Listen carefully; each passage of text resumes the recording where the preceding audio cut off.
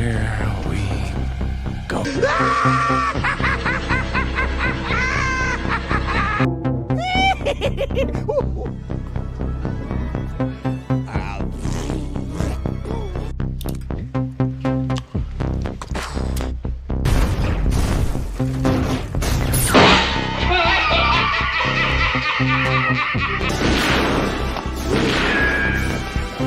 Is like gravity.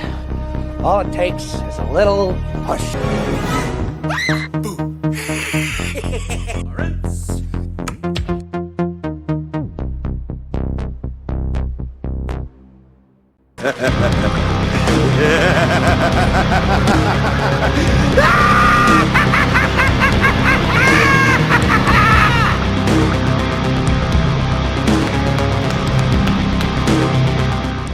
What's up, guys? How you doing? Welcome back to the channel. So glad you stopped by. And if you're brand new here, well, welcome. Why don't you grab a seat and why don't you stay a while?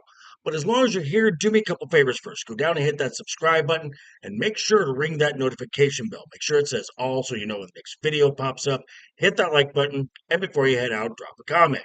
And if you're of the 780 plus regulars here, welcome back for another round. Ask that you also hit that like button. And before you leave, drop a comment, because as we all know, YouTube does love those comments. And of course, as always, share this video with your friends on all social media. And my socials for Instagram and X are always down below in the description, along with a link to that amazingly awesome Joker Voice merch store. Okay, so correct me if I'm wrong here, but it was a week ago that I was talking about the 6 matches officially announced for WrestleMania 42. And that the WWE has a lot of work still to do to get the rest of this card sorted out. Well, what a difference a week makes. I mean, all it took was one episode of SmackDown and one episode of Raw, and we got most of both nights already sorted out. Now, we'll go over what's been added and to the WrestleMania card and how I feel about it. So let's not waste any time. Let's jump right into it. Here we go. Here we go. So this past Friday on SmackDown, there were 2 matches that we kind of knew were going to happen. They just hadn't officially been announced yet. Well, they got announced and made official, and one of the matches took an interesting turn just prior to the announcement. In a United States title match, Sami Zayn defeated Carmelo Hayes to once again be the United States champion. And it was then later announced that Sami Zayn will be defending the United States Championship versus Trick Williams. I did not see that coming. Where does that leave Carmelo Hayes in the WrestleMania plans? Honestly, I have no idea. And that kind of sucks. I'm just saying. Now, the other match that was made official has been nothing short of a blood feud between these two guys. I mean, it's been pretty clear that a mere ring, or in some cases an entire arena, just cannot contain these two. And it was rumored that a Hell in a Cell match was going to be part of this year's WrestleMania. Now, this match clearly would fit inside Hell in a Cell. It is warranted for a Hell in a Cell. So what we got was kind of disappointing, but we are going to get Drew McIntyre versus Jacob Fatu. No rules, no limits. The referee is only there to count a pinfall or a submission because this match is unsanctioned. Okay, I guess. And now that brings us to this past Monday on Raw from Madison Square Garden. And as you saw by the thumbnail, we saw the return of Roxanne Perez. She came up in a segment between Liv Morgan and Stephanie Paquer. So does Roxanne have a part to play in this year's WrestleMania? That has yet to be seen. Regardless, it's good to see Roxanne Perez back on television. Now, do you all remember my video from Monday? If you didn't, you should go watch it. It's really good. Now, I spoke about the women's tag team titles. And I said what was most likely going to happen in the women's title match on Raw. Well, sure enough, Nikki and Brie Bella, along with Alexa Bliss and Charlotte Flair, came to ringside during the match. It got all messed up. It ended up in a disqualification. And wouldn't you know, who would have guessed this? It was announced official for WrestleMania 42 for the Women's Tag Team Championship. It is a fatal four-way between Lyra Valkyria, Bayley versus Charlotte Flair and Alexa Bliss versus the champions Nia Jax and Leslie Legend versus the Bella Twins. Duh. We also had a Intercontinental Championship match between the champion Penta and Kofi Kingston, and after a successful title defense, Penta announced his plans for WrestleMania. One word: pain. Because the Intercontinental Championship will be hanging high above the ring, and whoever attempts to take it will do nothing more than fall.